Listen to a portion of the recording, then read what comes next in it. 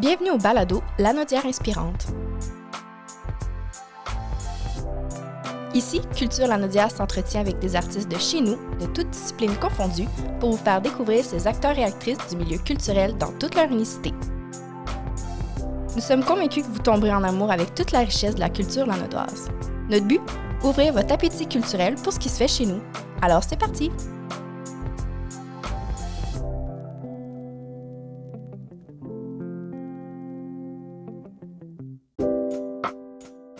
Bonjour, c'est Maude de l'équipe de Culture Lanaudière. Aujourd'hui, au balado, je reçois l'artiste de verrier Stéphane Pont. Stéphane possède une carrière riche de plus de 25 ans en art visuel. Son travail a été présenté dans plusieurs galeries et événements ici, mais aussi à l'international. Pourtant, dans cette discussion, ce qui ressort surtout, c'est son attachement profond au territoire et aux projets humains. On parle ensemble de son œuvre d'art publique à la patinoire de Crabtree, un projet pensé pour s'intégrer au quotidien des citoyens et dialoguer avec la lumière, le mouvement et la vie du lieu. Mais on parle aussi d'un autre projet de médiation que je trouve particulièrement beau parce qu'il ouvre carrément son atelier à des citoyens qui participeront eux-mêmes à la création d'une œuvre. J'ai aimé ce contraste entre une pratique artistique reconnue qui voyage et cette volonté très sincère de créer ici avec les gens d'ici. C'est une discussion sur le verre, bien sûr, mais aussi sur la transmission, le territoire et la manière dont l'art peut devenir une expérience collective et accessible. J'ai vraiment passé un beau moment avec Stéphane. Je vous laisse donc découvrir cette rencontre. Bonjour Stéphane. Bonjour. Merci de prendre ce temps-là pour venir me parler aujourd'hui de ton parcours, de projets aussi qui sont en cours. Je suis vraiment honorée de vous recevoir aujourd'hui. Là, j'ai dit que j'allais te tutoyer, puis je viens de vous voyer déjà en partant. Non, tu peux dire tu. Parfait, je vais avec le tu. Mais non, mais en fait, j'ai souvent vu tes œuvres, que ce soit en salle d'expo, entre autres à Notre-Dame-des-Prairies, Oui. ou quand je visite la Chasse-Galerie, où il y a le beau canot devant l'église. Mais c'est la première fois que je prends le temps de jaser avec toi de ton parcours. Donc, je serais curieuse de savoir d'où ça part, cette passion pour le verre. Ça a débuté par un changement de carrière à l'âge d'approximativement 29 ans. Okay. Puis j'ai décidé d'aller étudier le verre à l'école Espace Vert à Montréal, Okay. qui est toujours en fonction. C'est un DEC. Fait que je l'ai fait en 3 ans parce que j'étais un jeune père avec 3 enfants. Mm-hmm. Fait que je l'ai fait en 4 ans. OK. Fait que c'est là que ça a commencé. En 2001, j'ai été gradué. Puis ensuite de ça, on peut dire que ça a quand même commencé sur des chapeaux de roue avec des expositions à l'étranger qui m'ont fait connaître assez rapidement. Puis que, depuis, ça n'a jamais cessé. Mm-hmm. C'est ça, hein? Ton art t'a amené à voyager un peu à travers le monde. Où, par exemple, t'as exposé? Où j'expose le plus, c'est aux États-Unis. J'ai exposé à Chicago. J'ai exposé longtemps à Chicago, à une exposition qui s'appelait le Sofa Art Expo. Mm-hmm. Et ensuite, ça s'est transféré en Floride et depuis, j'expose sur les 2 côtes de la Floride, à Saint-Pétersbourg puis à Palm Beach Garden de l'autre côté. OK. Fait qu'encore aujourd'hui, t'es en galerie de ce côté-là? Oui, j'ai une grosse année en plus parce que cette année, la galerie qui est à Palm Beach devrait m'amener au Palm Beach Art Expo, qui est un des plus gros shows d'art contemporain aux États-Unis. Wow, c'est impressionnant, ça. Oui, ça impressionne toujours. Quand on y va, on est toujours impressionné. Oui. Ça doit être inspirant aussi de voir d'autres artistes dans ces contextes-là, de voir oui, tout à fait. On revient de là avec beaucoup d'images en tête qu'on décante pendant plusieurs mois par la suite, là, c'est sûr. Puis pourquoi le verre? Pourquoi tu es allé vers cette matière-là? Le verre, c'est le verre soufflé qui m'a amené au verre. J'ai toujours aimé voir du monde souffler le verre. Puis le verre a une dimension que les autres médiums n'ont pas. C'est une 4e dimension qui est la transparence. Ce qui fait que tu peux jouer avec ça à l'intérieur de tes sculptures. Puis c'est un peu ce que je m'amuse à faire depuis 25 ans. Oui, puis là, l'art public a pris une place plus importante aussi dans ta démarche au fil des années. Qu'est-ce qui t'a amené vers ça? C'est pour essayer de faire découvrir le verre en tant que médium dans l'art public au plus de gens possible. C'est un peu de partager avec encore plus de gens parce que c'est pas tout le monde qui va dans les galeries. Non, c'est ça. Puis les galeries où j'expose sont pas toujours près d'ici ou c'est juste pour donner une plus grande accessibilité à mon travail, Puis, quelque part. Tu sais, c'est ça, c'est intéressant que les gens croisent une œuvre dans un contexte qui n'est pas formel ou qui... Tout à fait. Ça t'inspire, ça, que les gens puissent bénéficier de ces œuvres-là? C'est des politiques qui sont souvent municipales ou provinciales qui encouragent l'art au Québec. Ouais. Puis à ça, je peux que dire merci et dire continuer. Et c'est merveilleux parce que justement, ça fait permettre à tout le monde de pouvoir connaître des artistes qui sont près de chez eux souvent. Là. Oui. Puis si les gens te connaissent pas, qu'est-ce qu'ils peuvent voir à travers tes œuvres? Tu as quand même une ligne directrice avec des personnages, avec des embarcations aussi. Qu'est-ce que tu vas chercher avec ces thèmes-là? Un thème récurrent, c'est les navires, les bateaux comme métaphore de la vie, si on veut. On mène tous notre barque quelque part, où on vit tous sur le même bateau. C'est toujours des expressions qu'on entend souvent. Ouais. On peut dire que la Terre est un navire où ce qu'on habite tous dessus, dans un océan de noirceur. Fait que c'est un peu ça, ma ligne directrice. Comme ça, tout le monde est capable de s'identifier ou de se projeter à l'intérieur des sculptures en voyant ces personnages-là que je fais. Parce que c'est souvent figuratif avec des personnages et beaucoup de personnages, même beaucoup de monde. Il y a souvent beaucoup de gens sur les bateaux. Le corps humain est important dans ta démarche. Tout à fait. J'aime les muscles, les cicatrices que les muscles font sur le corps. C'est un peu ce que vous remarquez quand vous regardez certaines de mes sculptures en détail, là. C'est que les muscles sont comme mis en évidence par des lignes. C'est ce qui donne un volume à chaque corps. Puis là, j'ai déjà vu des vidéos de toi qui travaillent, on voyait ton processus de création. Là, il y a différentes étapes. Brièvement, est-ce que tu veux nous expliquer? Il y a cette portion en cire. Oui. Donc, est-ce que tu veux aller un petit peu plus en détail? Oui, certainement. Les navires que je compose sont souvent faits d'une technique ou deux techniques combinées, c'est-à-dire le verre soufflé et la pâte de verre. La pâte de verre, ça va être le côté sculptural où tous les personnages, où toute la sculpture est faite en cire au début. Ensuite, cette cire-là, quand elle est complétée, on peut travailler dessus des mois. Je ne te le cache pas, il y a tellement de détails dans mon travail que ça peut être très long. Une fois que ça, c'est parfait à ton goût, là, on va faire un moulage qui va être unique. Et on va faire fondre la cire et la remplacer par du verre dans des hauts fourneaux. OK. Fait que c'est du one-shot, c'est risqué. Le moule peut éclater, il peut avoir un morceau de plâtre qui tombe à l'intérieur du moule. Fait que c'est toujours un kit ou double, si on veut, pour la partie pâte de verre. Le verre soufflé, c'est rapide, c'est plus un sprint dans le travail du verre. C'est très malléable. C'est ça, puis tu peux pas travailler bien plus que 3 heures sur une pièce. OK. Après, c'est fini. Après, c'est de la taille, puis ça va devenir du verre à froid qu'on appelle, parce qu'on le travaille pas chaud, il n'est pas mou. Okay. Fait que c'est comme un sprint puis un marathon, deux techniques qui s'opposent, mais qui s'unissent bien dans mon travail. Puis là, tu es tout équipé dans ton atelier? Pour la pâte de verre, pour la taille, pour le jet de sable, pour tout ça, oui.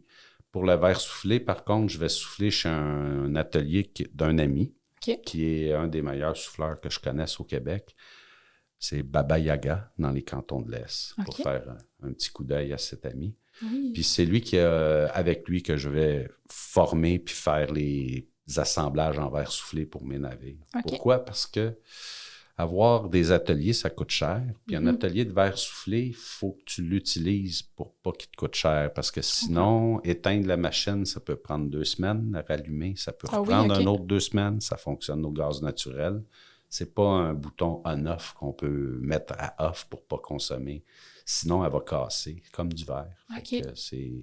C'est beaucoup d'entretien, puis il faut que tu fasses beaucoup de soufflage pour rentabiliser ce genre de machine. OK, fait que c'est plusieurs autres artistes qui visitent cet atelier-là? Tout à fait. Ils travaillent pour d'autres artistes et pour beaucoup de designers qui sont à l'étranger. OK. Super intéressant. Allons-y avec le projet dont tu voulais nous parler aujourd'hui qui se déploie à la patinoire de Crabtree. Comment c'est né ce projet-là? C'est un appel du gouvernement qui nous donne le privilège de pouvoir appliquer sur des sculptures d'art public dans les bâtiments publics. La fameuse politique du 1 %. Tout à fait, exactement. Fait que c'est un appel de projet que j'ai participé puis qui a été accepté. Puis ça devrait être installé d'ici la fin du mois, là, mi-juin au gros maximum, là, dépendamment de Tes délais, de nos agendas. Parfait. Puis qu'est-ce qu'on peut s'attendre comme visiteur à voir à la patinoire? Je peux pas en dire trop parce que je garde le privilège à la municipalité de pouvoir en parler plus et de le dévoiler plus officiellement. Qu'est-ce que tu avais envie que les gens ressentent avec cette œuvre-là, de différent peut-être des autres œuvres d'art public? Il va y avoir du verre, ça, je peux vous le garantir. C'est un projet que tu as travaillé? Là, j'essaie de tirer quelques petits trucs. Est-ce que c'est un projet que tu as travaillé en collaboration encore avec peut-être un autre artiste? Je sais que des fois, il y a du métal. Non, pas du tout. Non, c'est entièrement de notre conception de nos ateliers. OK, intéressant. Mais de faire de ce type d'œuvre à l'extérieur comme ça, j'imagine que ça amène des défis assez importants. On parlait de la matière qui est assez fragile. C'est quoi les contraintes techniques auxquelles les contraintes techniques vont être plus au niveau du métal parce que moi, je veux pas que ça rouille. Donc, je travaille avec de l'acier inoxydable. Comme ça dure dans le temps, ça change pas. Exactement comme le verre, qui ne change pas puis qui dure dans le temps. Fait que c'est deux matériaux qui se mettent bien ensemble.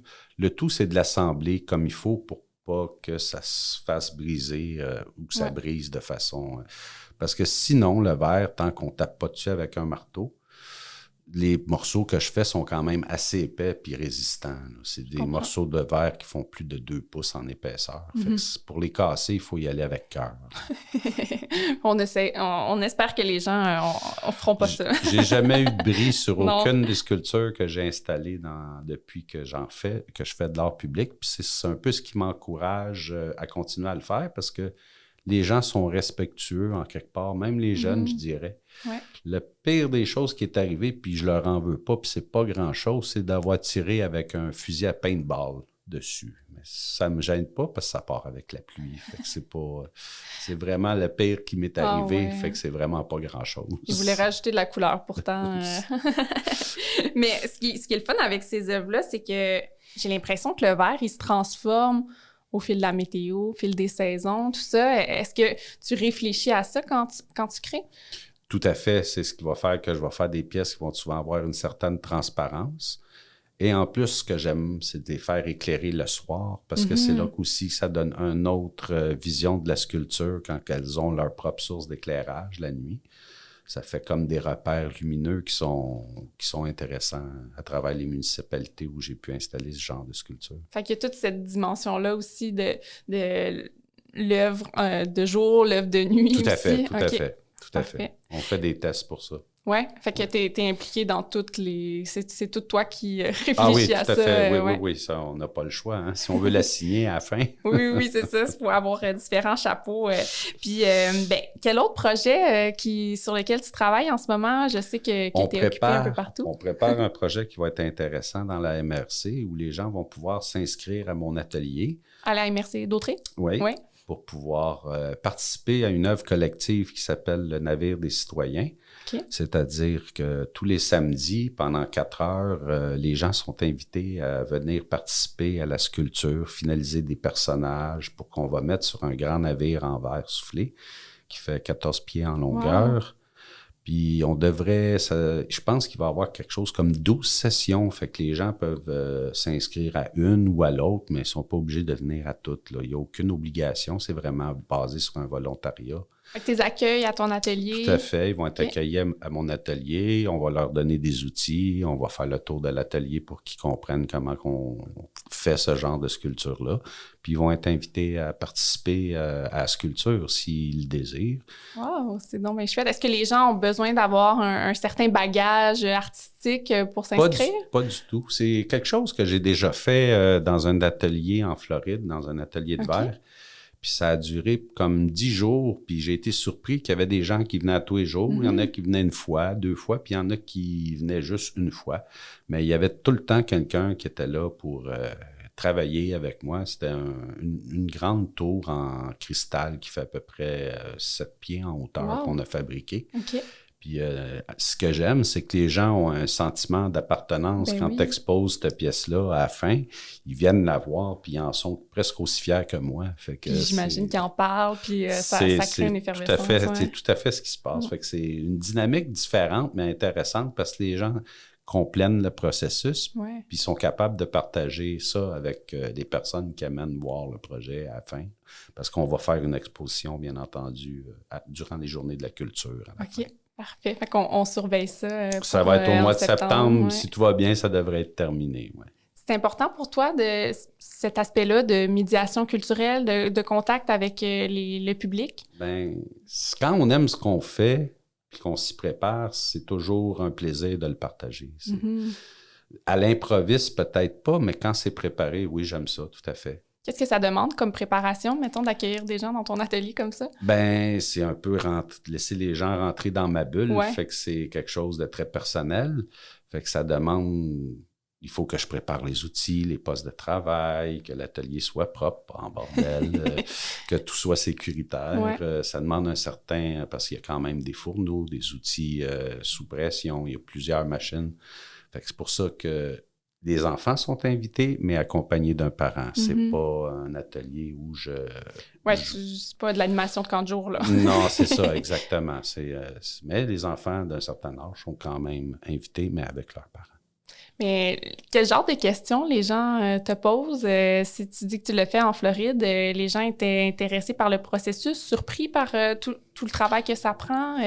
Ils sont intéressés par les deux, le processus, puis pourquoi je fais ça. Comme des questions, pourquoi tes monsieur, il sourit pas? C'est le genre de questions qu'on peut me poser. Ou comment tu fais pour faire un gros morceau comme ça? Fait que ça va dans les deux sens, un peu dans la technique, puis dans la démarche aussi. Pourquoi tu fais des bateaux? C'est tout ce genre d'univers qui essaye de rentrer dedans pour pouvoir comprendre les sculptures qu'ils voient par la suite. Ouais. Puis pourquoi ils sourient pas, les messieurs? Des fois, je commence à essayer d'en mettre plus qui sourient, là. Je sais pas. Ils sont souvent neutres, mais sourire, il y en a moins, je dirais. Il y en a tout le temps. C'est comme quand tu te promènes en ville, tu n'en vois pas une tonne qui sourit. Ils sont neutres, ils réfléchissent. C'est ça.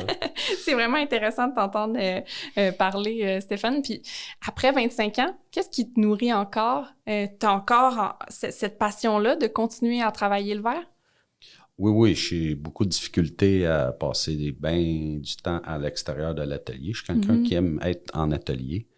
Puis, c'est toujours en voir une qui sort du lot. On fait beaucoup de sculptures, mais il y en a tout le temps certaines qui sortent du lot, puis c'est celle-là qu'on recherche en quelque part. Vraiment intéressant. Là, tu m'as parlé de ce projet-là qui s'en vient. Est-ce que tu as des projets d'exposition au Québec qu'on pourrait aller voir aussi? Au Québec, cette année, c'était à Notre-Dame-des Prairies. Je ne sais pas laquelle va être l'année prochaine, mais sinon, j'ai une grosse année aux États-Unis. Ouais. Malgré tout ce qui peut se passer de l'autre côté de la frontière, on arrive quand même. J'ai 2 expos dans des galeries reconnues, puis le Art Palm Beach auquel je vais participer avec une des 2 galeries. Parfait. Avant de te laisser partir, je pose toujours la même question à chacun de mes invités sur ce balado-ci. Est-ce que tu aurais un projet, un artiste, un lieu, un événement, peu importe, qui t'inspire, qui se déroule dans la Nodière? Un que je vais parler parce que les gens semblent l'oublier, c'est le Musée d'art de Joliette, auquel tous les habitants de Joliette ont accès gratuitement. Tout à fait. Puis vous avez un petit trésor qui est peut-être pas méconnu, mais un peu, mais la collection permanente qui ont des œuvres qui remontent en 1400 quand même. Ouais. Ça vaut la peine d'aller y flâner puis de passer un certain temps à regarder cette collection qui est quand même un beau trésor qui est à Joliette, puis que je crois qu'il est méconnu un petit peu. Ouais. Il y a même un Rodin, si vous voulez le trouver. Tout à fait. Puis c'est le temps d'aller le visiter aussi, le musée d'art l'été, parce qu'ils font des 5 à 7 sur la terrasse. Il manque pas d'imagination. Il y a plein d'imagination, tout à fait. Pour le faire vivre, puis l'ambiance est toujours le fun. Je pense que c'est un des plus beaux points de vue de Joliette, là, sur la rivière. Puis c'est plein de vie autour du musée également. Donc, on invite les gens à aller y faire un tour. On invite les gens à surveiller aussi ton projet qui va apparaître Tout à fait. près de la patinoire à Crabtree. Ça va être annoncé par la ville de Crabtree, oui. Puis sinon, entre-temps, ils peuvent aller voir, il y a Lavaltrie qui a plusieurs de tes œuvres. Il y a plusieurs de mes œuvres, il y en a 3, si je me souviens. Oui, 3. Puis, il y a un petit trésor aussi à Lavaltrie, qui est le Café de la Chasse-Galerie. Il y a des spectacles, puis une belle terrasse l'été qui vaut la peine aussi de profiter. On a tellement de plein de belles choses. J'aurais eu plus que 2, là, mais je vais me contenter de ces 2-là. Un gros merci d'avoir été avec moi aujourd'hui, Stéphane. C'est moi qui te remercie de l'intérêt que tu portes à mon travail. À la prochaine. À la prochaine.